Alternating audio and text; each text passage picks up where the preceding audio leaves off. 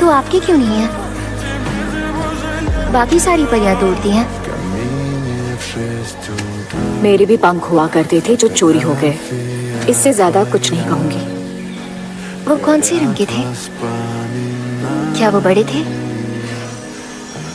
जब मैं चलती तो वो जमीन पर लहराते।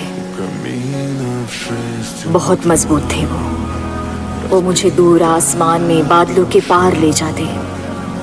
कभी कमजोर नहीं पड़े, एक बार भी नहीं। मेरी ताकत थे वो।